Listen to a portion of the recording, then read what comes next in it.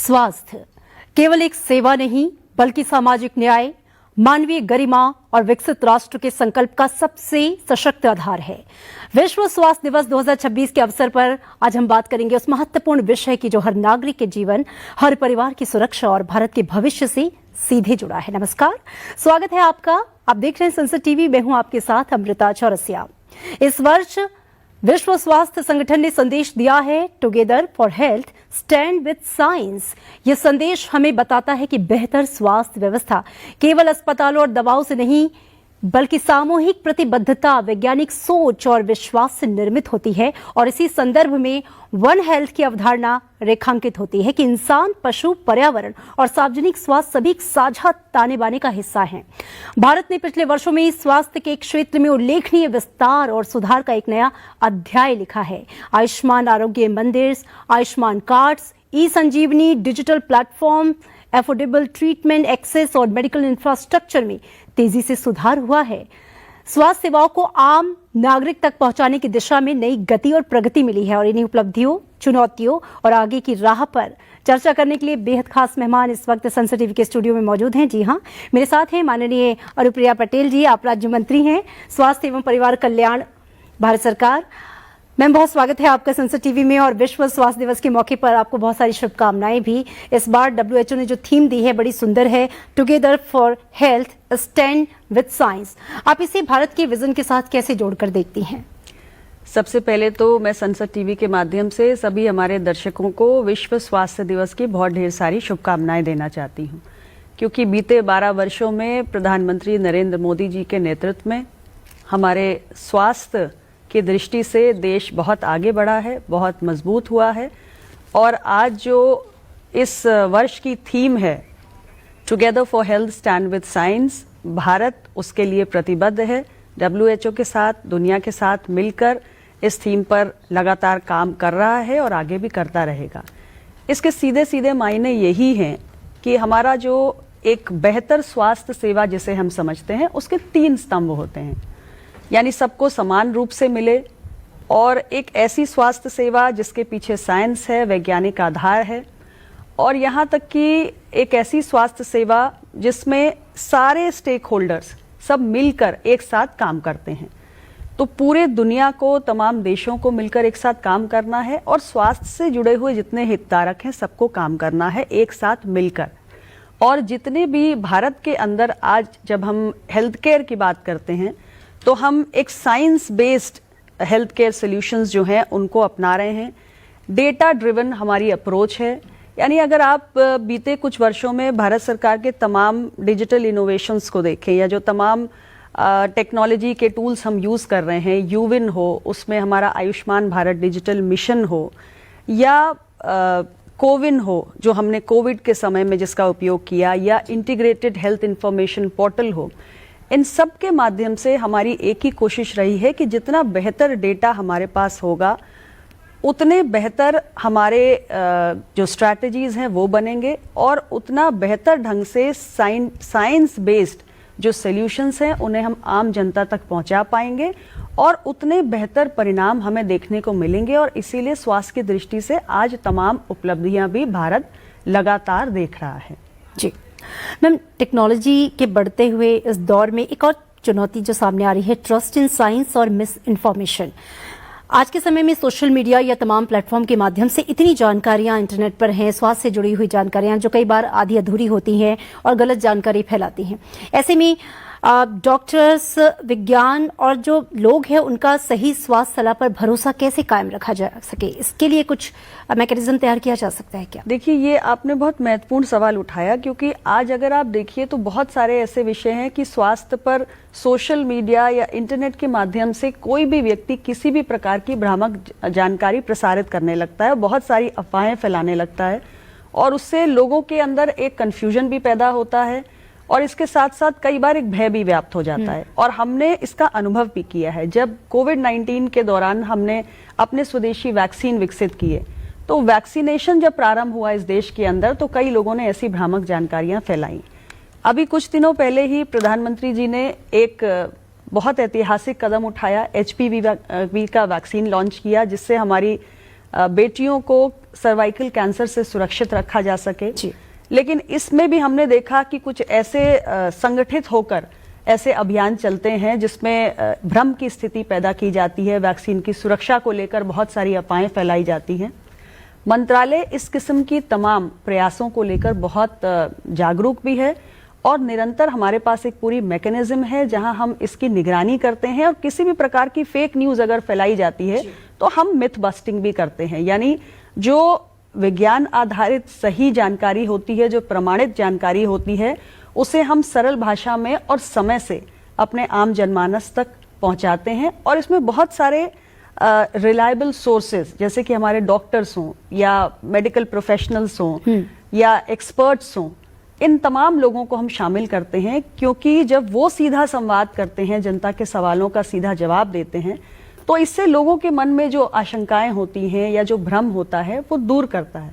तो बहुत सारे ऐसे हमारे मीडिया हैं, टीवी, रेडियो, डिजिटल प्लेटफॉर्म्स, ऐसे बहुत सारे तरीके हैं जिसके माध्यम से हम मिथ वर्सेस फैक्ट, हमारी एक पहल है, उसके तहत हम इन तमाम अफवाहों का खंडन करते हैं। जी। वन हेल्थ अप्रोच, WHO ने इस बार 2026 में जो एक अप्रोच जिसको प्रचारित किया है वो वन हेल्थ की है।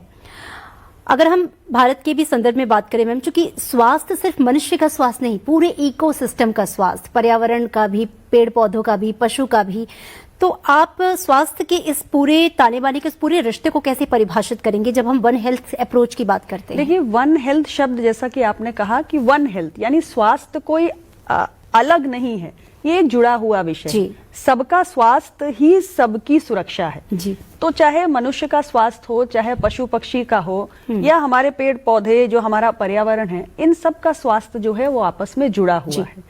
तो वन हेल्थ की अवधारणा की जब हम बात करते हैं तो यानी ये अलग अलग साइलोज में रहकर हमें काम करने की जरूरत नहीं है। इसलिए हमने एक ऐसे मॉडल को अडॉप्ट किया है जिसके तहत आज हमारे अलग अलग मंत्रालय, जो पशुधन विकास मंत्रालय है या पर्यावरण मंत्रालय है या जो हमारा स्वास्थ्य और परिवार कल्याण मंत्रालय है, ये सभी एक साथ मिलकर काम कर रहे हैं। क्योंकि हम ये मानते हैं कि अगर कोई पशुजन्य रोग है तो क्या वो मनुष्य के स्वास्थ्य को खतरा पैदा नहीं कर सकता? बिल्कुल कर सकता है।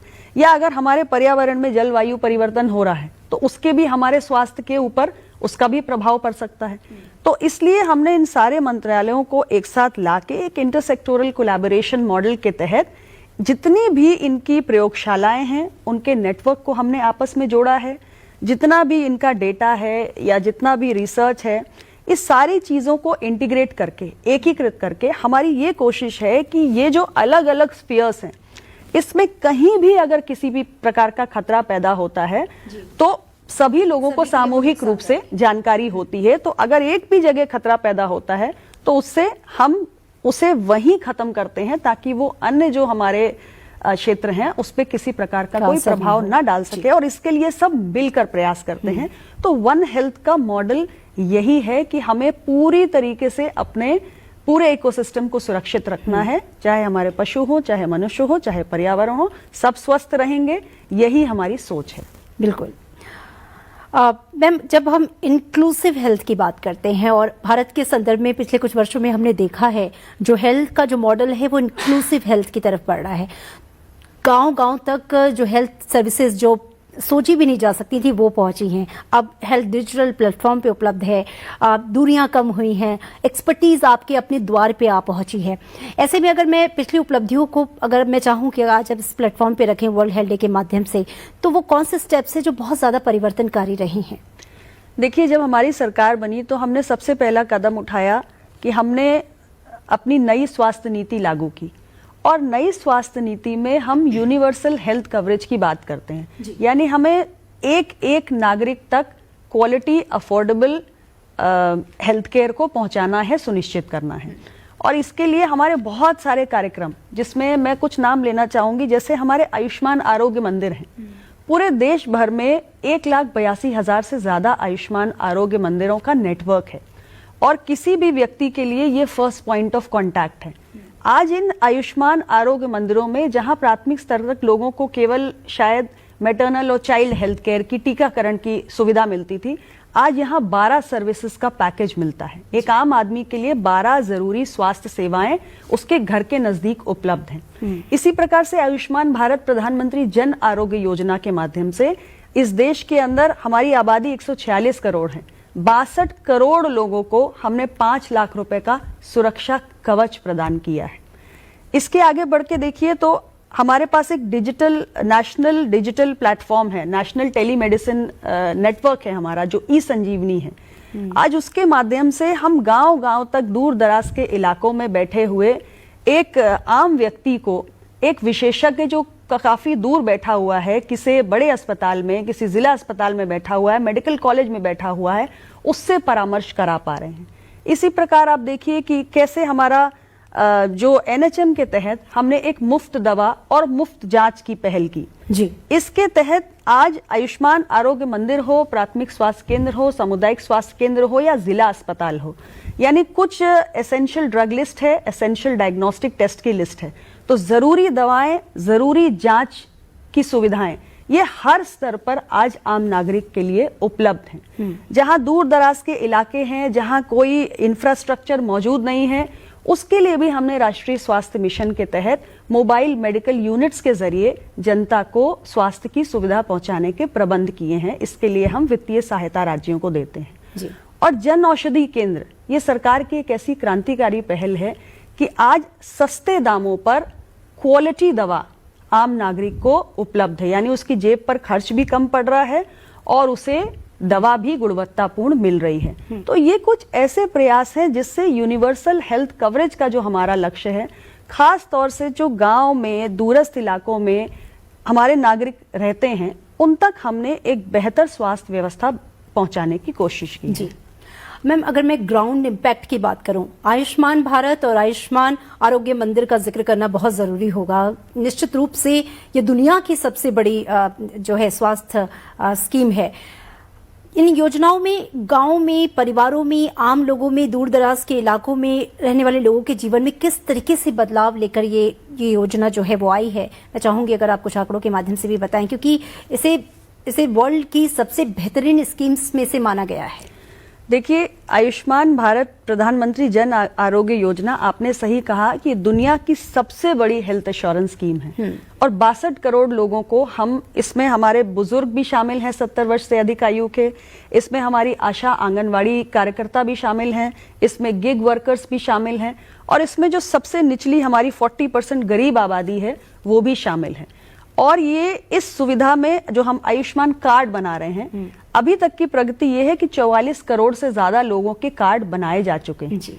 और आज हमारे देश के अंदर लगभग 12 करोड़ ऐसे नागरिक हैं जो इस योजना का लाभ उठा चुके हैं। और ये 12 करोड़ लोगों के जो हॉस्पिटल एडमिशन्स हुए, इसमें 1.77 लाख करोड़ रुपए की धनराशि सरकार ने खर्च की है।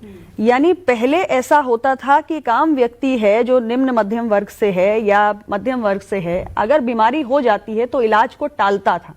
आज वो इलाज को नहीं टालता क्योंकि पैसों का अभाव नहीं है। 5 लाख रुपए की व्यवस्था सरकार ने की है और चिंता मुक्त होकर एक आम नागरिक अपना इलाज करा रहा है। इससे हमारे जो बड़े अस्पताल हैं उन पर भी बोझ कम हो रहा है, क्योंकि बीमारी गंभीर रूप धारण करे उससे पहले ही व्यक्ति अपना ट्रीटमेंट ले रहा है जी। इसी प्रकार से जो हमारे आयुष्मान आरोग्य मंदिर है, उसका सबसे बड़ा फायदा यह है कि घर के नजदीक आपको 12 जरूरी स्वास्थ्य सेवाएं उपलब्ध हैं। यानी एक आम नागरिक को सब कुछ निशुल्क मिल रहा है, घर के पास मिल रहा है, कहीं उसे भटकना नहीं है, दूर दराज के किसी अस्पताल में जाना नहीं है। तो ये एक आम व्यक्ति को बहुत बड़ी राहत दे रही है और वो अपने जीवन में एक बहुत बड़ा बदलाव महसूस कर रहा है जी। मैम, आपने प्रधानमंत्री जन औषधि परियोजना के का भी जिक्र किया। हम जानते हैं इसके भी जो पॉजिटिव इम्पैक्ट हैं वो दिखाई दे रहे हैं। कितनी कारगर साबित हो रही है ये परियोजना, और क्या डॉक्टर्स जो हैं वो इसके तहत जेनेरिक दवाइयां भी लिख रहे हैं? 2014 से पहले इस देश के अंदर केवल 80 जन औषधि केंद्र हुआ करते थे। आज आपको जानकर खुशी होगी कि हमारे देश में 18,000 से अधिक जन औषधि केंद्रों की स्थापना हम कर चुके हैं और अगले 1 साल में हमें 25,000, हमारा टारगेट है कि 25,000 हमें स्थापित करने हैं। अब इन जन औषधि केंद्रों में आज 2100 से ज्यादा किस्म की जो दवाएं हैं, जो सर्जिकल उत्पाद हैं, वो आम आदमी के लिए उपलब्ध हैं जी। और सबसे बड़ी बात यह है कि आज जनता का इस पर विश्वास लगातार बढ़ रहा है। इसलिए अगर 2020-21 में जन औषधि केंद्रों में कितनी बिक्री हुई, मैं आपको बताऊं 665 करोड़ रुपए की बिक्री हुई थी, लेकिन 2025-26 में जब हम देखते हैं तो यही बिक्री बढ़कर 2170 करोड़ रुपए की हो चुकी है। यानी लगातार जनता का इसमें विश्वास बढ़ रहा है, लोगों को इसकी जो गुणवत्ता है उसका, प्रभावशीलता का फायदा मिल रहा है। और जहां तक डॉक्टर्स की बात है, हमें यह समझना है कि भारत को दुनिया की फार्मेसी कहा जाता है और हम जेनेरिक के बहुत बड़े सप्लायर हैं। 20% दुनिया की जेनेरिक की जो आवश्यकता है वो भारत पूरी करता है। हमारे देश में हम जेनेरिक को बढ़ावा देने की कोशिश कर रहे हैं। इसके लिए सरकारी नियम कानून हैं, बहुत सारे रेगुलेशंस हैं, जिसके तहत डॉक्टर्स को, रजिस्टर्ड मेडिकल प्रैक्टिशनर्स को ये निर्देश दिया गया है कि वो इसे प्रिस्क्राइब करें। और समय समय पर जो स्टेट गवर्नमेंट्स हैं वो भी इस संबंध में एडवाइजरी भी जारी करती हैं और अपने डॉक्टर्स की ट्रेनिंग भी करती हैं। लेकिन सबसे बड़ी बात जो है इसमें वो है जागरूकता। जैसे जैसे आम जन की और डॉक्टर्स की जागरूकता बढ़ रही है, जिसके लिए डिपार्टमेंट ऑफ फार्मास्यूटिकल्स बहुत बड़े लेवल पे प्रयास भी करता है कि जेनेरिक्स की सेफ्टी, एफिकेसी और क्वालिटी के बारे में आमजन को और मेडिकल प्रोफेशनल्स को जागरूक कर सके। तो जैसे जैसे ये अवेयरनेस बढ़ रही है, हमारे जो मरीज हैं वो भी ज्यादा इसकी डिमांड कर रहे हैं, अपने डॉक्टर्स से कह रहे हैं कि भाई इसको लिखिए, और डॉक्टर्स भी धीरे धीरे इसको प्रेस्क्राइब कर रहे हैं। तो एक बड़ा परिवर्तन समय के साथ हमें और देखने को मिलेगा। जी बिल्कुल, मैंने भी कई बार सुना है कि लोग ढूंढते हैं जन औषधि केंद्र कहाँ है और हमें वहीं से जाके दवाइयाँ खरीदनी है। डिजिटल हेल्थ की बात करें तो भारत ने इस क्षेत्र में बहुत प्रगति की है।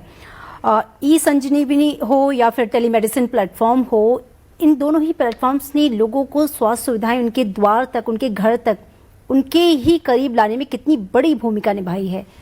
बहुत बड़ी भूमिका निभाई है। आप ऐसे समझिए कि जो हमारा ई संजीवनी है, जो नेशनल टेलीमेडिसिन नेटवर्क है, वो हब एंड स्पोक मॉडल पे ऑपरेट करता है। यानी कि कोई हमारा मेडिकल कॉलेज है या कोई टर्शियरी लेवल फैसिलिटी है जो एक हब के रूप में है, और जो तमाम आयुष्मान आरोग्य मंदिर हैं वो स्पोक्स के रूप में है। तो आयुष्मान आरोग्य मंदिर एक सामान्य व्यक्ति के घर के नजदीक है, वो वहां पहुंचता है और वहां जो CHO बैठा है, अगर उसे लगता है कि नहीं भाई इसके जो लक्षण है, इसे एक विशेषज्ञ के परामर्श की आवश्यकता है, तो वहीं से बैठे बैठे उसे उस हब में बैठे हुए, मेडिकल कॉलेज में बैठे हुए एक स्पेशलिस्ट के साथ कनेक्ट करता है। वर्चुअल प्लेटफॉर्म पे उसका परामर्श होता है, संवाद होता है, ई पर्ची भी बन जाती है, उस पर्ची पर दवा भी मिल जाती है। तो आप सोचिए कि एक व्यक्ति को, जिसके जेब में पैसा नहीं है, जिसको कहीं जाने का साधन नहीं है, जिसके पास समय नहीं है, या जो इस अवस्था में नहीं है कि वो जा सकता है, वो वहीं पर बैठ के एक स्पेशलिस्ट का परामर्श ले रहा है और उसका इलाज हो रहा है, बेहतर ढंग से हो रहा है। और सबसे बड़ी बात, 44 करोड़ से ज्यादा कंसल्टेशंस ई संजीवनी के माध्यम से अभी तक हम कर चुके हैं। तो एक बहुत बड़ा ये क्रांतिकारी कदम है। और भारत जैसे देश में, जहां इतना बड़ा भौगोलिक क्षेत्र है और इतनी बड़ी आबादी है, वहां पर इस डिजिटल माध्यम के उपयोग से हमने हेल्थ केयर की एक्सेस को काफी हद तक बढ़ाया है। जी, स्वास्थ्य के क्षेत्र में AI, पिछले दिनों आपने AI इम्पैक्ट समिट में भी इसको लेकर काफी अच्छा अपना वक्तव्य दिया था। कुछ लोगों को, चाहे वो डॉक्टर्स हों या मरीज हों या फिर जो स्वास्थ्य सेक्टर में जुड़े हुए कामगार हैं, उन्हें AI से कुछ खतरा लगता है या फिर वो उनकी गलतफहमी भी हो सकती है।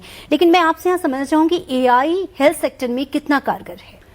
देखिए, अभी मैं आपसे जिक्र कर रही थी कि भारत के अपने यूनिक चैलेंजेस क्या हैं। भारत की आबादी बहुत बड़ी, 146 करोड़ की हमारी आबादी है और बहुत सारे दुर्गम, दूरस्थ, ग्रामीण, ट्राइबल इलाके हैं जहां अभी भी स्वास्थ्य कर्मी नहीं हैं या हेल्थ केयर का इंफ्रास्ट्रक्चर हम नहीं बना पाए हैं। ऐसी, और हमारे पास संचारी रोग, गैर संचारी रोग, इनका एक डबल बर्डन भी है। इस सारी परिस्थिति के बीच में जब हम अब यूनिवर्सल हेल्थ कवरेज की बात करते हैं तो ये एक बहुत बड़ा लक्ष्य है। इसमें टेक्नोलॉजी और AI का बहुत बड़ा उपयोग हो सकता है। सबसे पहली बात तो आर्टिफिशियल इंटेलिजेंस के जो टूल्स हैं वो आज डॉक्टर्स के लिए या तमाम प्रोफेशनल्स के लिए उनके सहायक के रूप में हैं। वो कभी भी एक डॉक्टर को रिप्लेस नहीं कर सकते हैं, ये संभव नहीं है, लेकिन उनके बर्डन को कम जरूर कर सकते हैं। और हमने AI के उसके पोटेंशियल को रियलाइज करते हुए आज हमने देखा है कि चाहे डिजीज की सर्वेलेंस हो, बीमारियों की निगरानी हो, या ट्रीटमेंट हो, या डायग्नोसिस हो, हर चीज में, यहाँ तक कि प्रिवेंशन में भी आज हम एआई टूल्स को यूज कर सकते हैं। मैं आपको एक दो उदाहरण दूंगी। हमारे यहाँ हम एक AI driven media disease surveillance tool का उपयोग करते हैं। उसका ये असर पड़ा है कि 13 अलग अलग लैंग्वेजेस में डिजिटल न्यूज को हम एनालाइज करते हैं इस एआई टूल को यूज करके, और कहीं भी कोई डिजीज आउटब्रेक जब होने वाला होता है तो हमें उससे पहले पता चल जाता है, यानी हम एक आउटब्रेक को प्रिडिक्ट कर सकते हैं। पहले क्या होता था कि आउटब्रेक हो जाता था और हम उस पर रिस्पॉन्ड करते थे, से प्रिवेंटिव मेजर की हम रिएक्टिव से प्रोएक्टिव हो गए। तो आज हम उसको प्रिडिक्ट कर सकते हैं।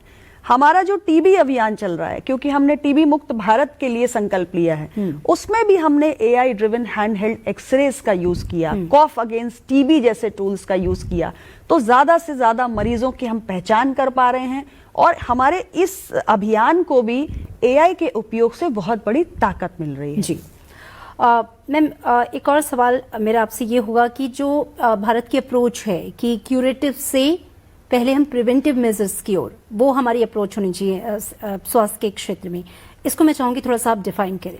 आपने बिल्कुल सही कहा। हमारी कई सालों तक, लंबे समय तक यही सोच रही कि बीमार व्यक्ति को हमें ठीक करना है, यानी हम उपचार पर केंद्रित होकर काम करते थे। लेकिन जब नई स्वास्थ्य नीति आई 2017 में, तो हमने उस मॉडल को बदला।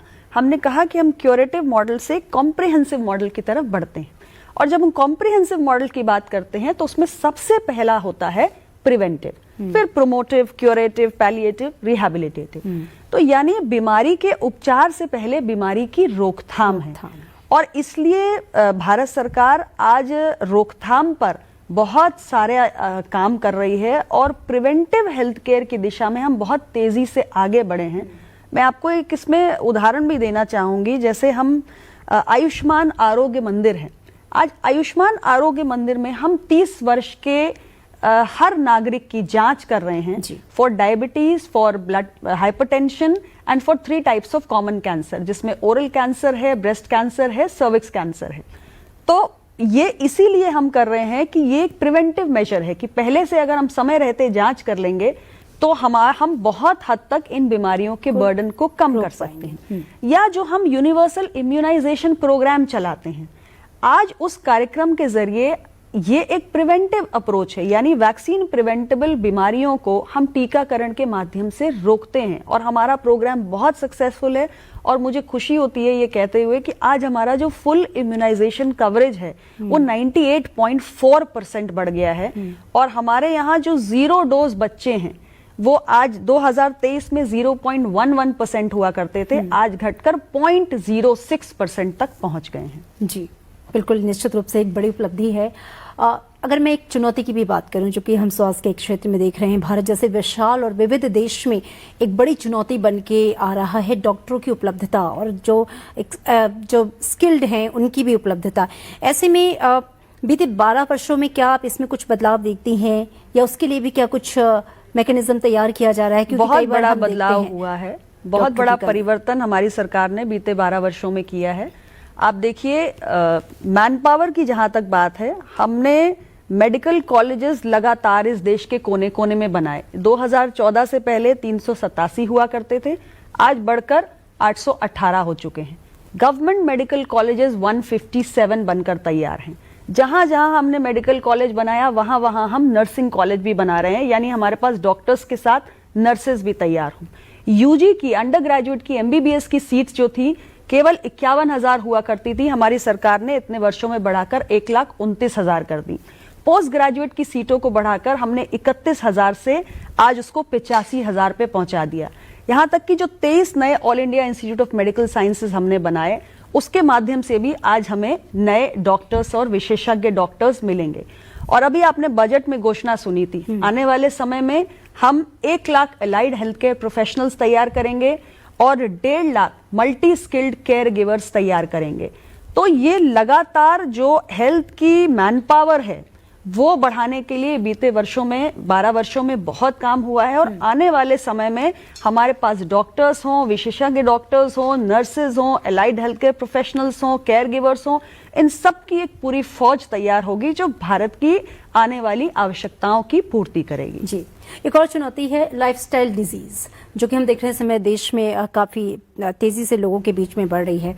क्या इसको लेकर भी कुछ प्रिवेंटिव मेजर्स अपनाए जा रहे हैं, कोई दीर्घकालिक रणनीति तैयार की जा रही है, ताकि जो है इलाज से बेहतर है कि हम पहले प्रिवेंटिव मेजर्स लेकर इसे रोकें? बिल्कुल सही है। आज समय के साथ हमारी जीवन शैली बदली है, सेडेंट्री लाइफस्टाइल हो गया है, फिजिकल मूवमेंट कम है, लोगों का खान पान, सोने का, उठने का, हर चीज का समय बदला है और सबका असर हमारे स्वास्थ्य पर पड़ रहा है। डायबिटीज है, कैंसर है, हार्ट डिजीजेस हैं, ये तेजी से बढ़ रही हैं और इसकी रोकथाम के लिए अभी जो सरकार ने कई कदम उठाए हैं। सबसे पहले तो हमारा एक स्पेशल नेशनल प्रोग्राम चलता है, एक राष्ट्रीय कार्यक्रम चलता है एनसीडी की रोकथाम के लिए, जिसे हम राष्ट्रीय स्वास्थ्य मिशन के तहत संचालित करते हैं और उसके तहत हम हर जिले में, देश के हर जिले में हम इसका इंफ्रास्ट्रक्चर भी तैयार कर रहे हैं। यानी एनसीडी क्लिनिक्स भी हमारे हर जिले में मौजूद हैं, कार्डियक केयर यूनिट्स भी मौजूद हैं और आपने पिछले बजट में सुना था कि डे केयर कैंसर सेंटर्स की भी सरकार ने हर जिले में, हर जिला अस्पताल में स्थापना की है। और प्रिवेंशन की दिशा में अगर हम जाएं तो आयुष्मान आरोग्य मंदिरों में मैंने आपको अभी उदाहरण दिया कि हम कैसे जांच कर रहे हैं 30 वर्ष की आयु से ज्यादा के लोगों की। और इसके साथ ही FSSAI, इसके माध्यम से हम ईट राइट इंडिया का एक अभियान चला रहे हैं। यानी आज हम लोगों को फिर से जागरूक कर रहे हैं कि आपके लिए सही खाना कितना जरूरी है। यानी भोजन पौष्टिक होना चाहिए, भोजन मौसमी होना चाहिए, भोजन सुरक्षित होना चाहिए। ये अभियान भी तेजी से चल रहा है। लगातार थोड़ा तेल, थोड़ा चीनी और थोड़ा नमक का सेवन हमारे रोज के खाने में, रोज के आहार में कम हो, ये अपील तो माननीय प्रधानमंत्री जी ने भी की है और हम लगातार कर रहे हैं ताकि लोग स्वस्थ रहें। जी बिल्कुल। टीबी की यहाँ पे मैं जरूर जिक्र करना चाहूंगी, क्योंकि टीबी मुक्त भारत अभियान जोर शोर से चला और कहीं ना कहीं टीबी उन्मूलन में भारत ने दुनिया के सामने भी एक नजीर पेश किया, लेकिन फिर भी आज भी बड़ी संख्या में जो मौतें हो रही हैं उसका कारण टीबी बन रहा है। तो ऐसे में कितनी बड़ी आप सफलता मानती हैं टीबी उन्मूलन की दिशा में जो भारत के प्रयास रहे उससे लेकर? देखिए, टीबी मुक्त भारत की जब हम बात कर रहे हैं तो उस दिशा में जितने जरूरी कदम हैं वो हमने उठाए हैं और उसके बहुत ही सुखद परिणाम भी देखने को मिले हैं। टीबी एक ऐसा रोग है जिसका उपचार भी संभव है और जिसकी रोकथाम भी संभव है और हम दोनों पर काम कर रहे हैं। हम दवा की भी व्यवस्था कर रहे हैं, हम जांच की भी व्यवस्था कर रहे हैं और हम मरीज के पोषण की भी व्यवस्था कर रहे हैं। ये सारे काम सरकार कर रही है। और पिछले दिनों हमने देखा, हमने 7 दिसंबर 2024 में एक 100 दिवसीय सघन अभियान शुरू किया था। उसके जरिए हमने कोने कोने में जाकर जो ज्यादा जोखिम वाली आबादी है उसकी हमने स्क्रीनिंग की और आपको खुशी होगी कि 20 करोड़ से ज्यादा लोगों की हमने स्क्रीनिंग की। 32 लाख हमें नए केसेस मिले और जिसमें 11 लाख हमें ऐसे केसेस मिले जो लक्षण विहीन थे, एसिम्प्टोमेटिक केसेस थे। यानी अगर उनकी पहचान नहीं होती तो आप सोचिए कि उनके शरीर में बैक्टीरिया है, वो कितनों को टीबी का रोग और फैला सकते थे, उनकी पहचान हुई। अभी कुछ ही दिन पहले बीते 24 मार्च को हमने दोबारा अपने इस प्रयोग को रिपीट किया और इस बार हमने शहरी वार्ड्स को केंद्रित किया है और जितने भी हमारे शहरी वार्ड्स हैं 1,58,000 हमने ऐसे वार्ड्स चिन्हित किए हैं जहां पर फिर से ये सघन अभियान चलाया जाएगा। और इस बार अंतर ये है कि पिछली बार हम सिर्फ टीबी की स्क्रीनिंग कर रहे थे 100 दिवसीय अभियान में। इस बार इस अभियान में हम सारे वल्नरेबल पॉपुलेशन जो हमने चिन्हित किए उनका कंप्लीट हेल्थ चेकअप करेंगे। यानी टीबी की स्क्रीनिंग तो करेंगे ही, लेकिन उसके साथ साथ उनका ब्लड शुगर, उनका बीपी, उनका हीमोग्लोबिन, उनका BMI, ये सब कुछ जांच करेंगे। तो हमारी कोशिश है कि ज्यादा से ज्यादा लोगों की स्क्रीनिंग कर सकें, उनकी पहचान करें और उन्हें जल्दी से जल्दी ट्रीटमेंट पे डालें ताकि टीबी मुक्त भारत का सपना हमारा पूरा हो सके। जी बिल्कुल। अनुप्रिया जी, वर्ल्ड हेल्थ डे है और अगर मैं भारत की बात करूं तो 2047 तक हम विकसित भारत बनने के अपने लक्ष्य की ओर अग्रसर हैं। ऐसे में एक स्वस्थ राष्ट्र कितना महत्वपूर्ण हो जाता है, कितनी बड़ी बुनियाद बनता है किसी भी देश के विकसित बनने के लिए? देखिए, विकसित भारत बनाना ये एक बहुत बड़ा लक्ष्य है और एक देश को विकसित होना है तो सभी नागरिकों की ऊर्जा, उनके सामर्थ्य का उसमें योगदान होना ही चाहिए। लेकिन अगर देश की आबादी स्वास्थ्य की दृष्टि से इस स्थिति में है ही नहीं कि वो अपना योगदान दे सके तो हम कैसे माने कि हमारा देश विकसित भारत बन पाएगा। इसलिए हमने स्वास्थ्य को एक अहम स्तंभ के रूप में चिन्हित किया है और लगातार देश के स्वास्थ्य व्यवस्था को मजबूत करने के लिए हम काम कर रहे हैं। और मुझे खुशी है आपके बीच में ये कहते हुए कि आज भारत केवल बीमारियों से लड़ नहीं रहा है, भारत बीमारियों को हरा रहा है। आज भारत को हमने मैटरनल और नियोनेटल टिटनेस से मुक्त किया है। आज भारत को हमने ट्रैकोमा से मुक्त किया है। आज मलेरिया की जब हम बात करते हैं सो इंसिडेंसेस और मोर्टेलिटीज दोनों में जबरदस्त डिक्लाइन है। जब हम टीबी की बात करते हैं तो इंसिडेंस और मोर्टेलिटी दोनों में डिक्लाइन है और हम दुनिया से बेहतर परफॉर्म करते हैं। जब हम HIV एड्स की बात करते हैं तो हमारी डिक्लाइन दुनिया से बेहतर है। तो आप देखिए कि भारत किस मजबूती के साथ अपने लक्ष्य की ओर अग्रसर है। हमारी कोशिश है कि हम स्वस्थ भारत बनाएं, हमारे देश के नागरिक स्वस्थ हों और अपनी पूरी ऊर्जा, सामर्थ्य और क्षमता का उपयोग देश को आगे बढ़ाने में कर सके। बिल्कुल। और कोविड के दौरान भारत ने दुनिया की जिस तरीके से हेल्प की, वैक्सीन मैत्री के भी जरिए, वो भी अपने आप में एक मिसाल पेश कर गया। निश्चित रूप से 100 से ज्यादा देशों की हमने मदद की और 220 करोड़ वैक्सीन हमने अपने देश में लगाए, double dose with booster dose. ये और उसका सर्टिफिकेट भी डिजिटली दिया। ये कोई देश नहीं कर पाया, ये भारत ने करके दिखाया है। तो आज का भारत एक नया भारत है, स्वस्थ भारत बन रहा है और विकसित भारत बनकर रहेगा। बिल्कुल। बहुत सारी शुभकामनाओं के साथ वर्ल्ड हेल्थ डे के मौके पर कि विकसित भारत के इस लक्ष्य को पूरा करने के लिए स्वस्थ भारत अपनी एक अहम भूमिका निभाएगा। अनुप्रिया जी, बहुत धन्यवाद आपका आज इस मौके पर हमसे बातचीत करने के लिए। तो स्वास्थ्य केवल अस्पतालों, दवाइयों, योजनाओं का विषय नहीं, स्वास्थ्य उस भरोसे का नाम है जो एक नागरिक को ये विश्वास देता है कि संकट की घड़ी में व्यवस्था उसके साथ खड़ी है और यही भरोसा सामाजिक न्याय को मजबूत करता है। एक बार फिर से बहुत बहुत धन्यवाद अनुप्रिया जी आपका संसद टीवी में आने के लिए। हमारे इस विशेष कार्यक्रम को आप संसद टीवी के जो तमाम यूट्यूब चैनल हैं उस पर भी देख सकते हैं। दीजिए इजाजत और एक बार फिर से आप सभी को वर्ल्ड हेल्थ डे की शुभकामनाएं। स्वस्थ रहिए, विकसित रहिए। नमस्कार।